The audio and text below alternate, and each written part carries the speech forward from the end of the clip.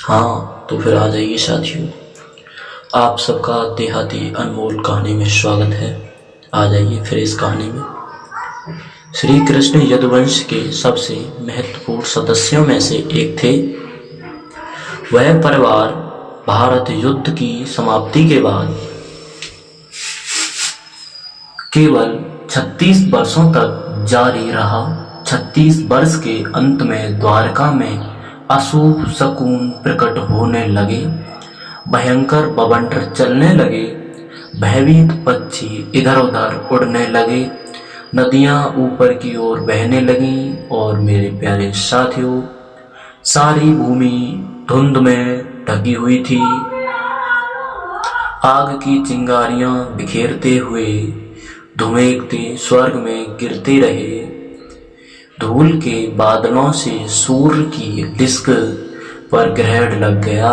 और मेरे साथियों, उसी समय एक दिन ऋषि विश्वामित्र, काव्य और नारद द्वारका आए। शांबा के नेतृत्व में यादवों का एक दल ऋषियों का मजाक उड़ाने के लिए उनके पास इकट्ठा हो गया। उन्होंने शांबा को एक गर्भवती महिला की तरह तैयार किया और ऋषियों से पूछा कि वह किस बच्चे को जन्म देगी। क्रोधित ऋषियों ने उत्तर दिया कि बच्चा एक लोहे का मूसल होगा जो सभी यादवों की मृत्यु का कारण बनेगा। इसके अलावा उन्होंने कहा कि राम और कृष्ण को छोड़कर पूरा यादव वंश नष्ट हो जाएगा। अगले दिन सांबा ने एक लोहे का मूसल को जन्म दिया। भयभीत यादवों को ऋषियों का श्राप याद आया। उन्होंने मामले की सूचना अपने राजा को दी। राजा ने गहरी उदासी में मूसल को धूल में झोंक दिया और अपने सेवकों को धूल को समुद्र में फेंकने का आदेश दिया। भारत युद्ध के बाद लोगों को गंधारी द्वारका श्री कृष्ण को दिया गया। श्राप याद आया। श्राप यह था कि श्री कृष्ण का परिवार जो सभी उत्पादों का कारण था 36 वर्षों की अवधि के भीतर नष्ट हो जाएगा।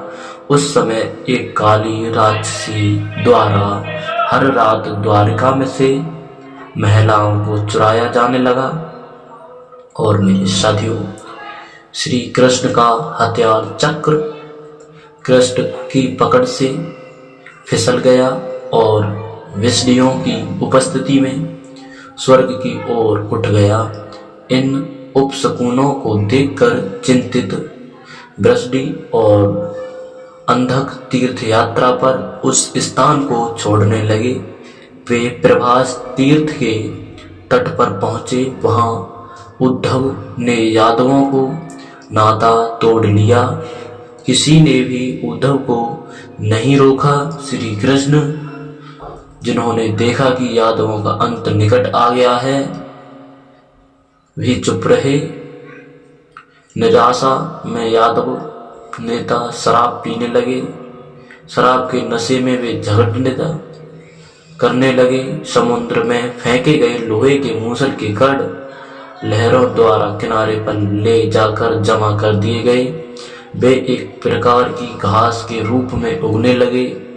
इस घास की पत्तियों जल्द ही लोहे के मूसल में बदल गईं। यादवों ने उन्हें बाहर निकाला और उनसे एक दूसरे पर हमला करना शुरू कर दिया। उनमें से अधिकांश को उनके ही रिश्तेदारों ने पीट पीट कर मार डाला। श्री कृष्ण, जो योगासन में समाधि की स्थिति में थे, एक शिकारी द्वारा चलाए गए तीर से उनके पैर के अंगूठे में चोट लगी और वे समाधि में गिर गए। बलभद्र राम ने अपना शरीर त्याग दिया और पाताल चले गए।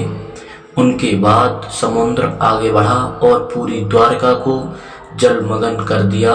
तो मेरे प्यारे साथियों, यादव को यादव ही मार सकता है। तो मेरे प्यारे साथियों, चलिए चलते फिर अगली कहानी में। राधे राधे। अपनी राय कमेंट बॉक्स में जरूर दें।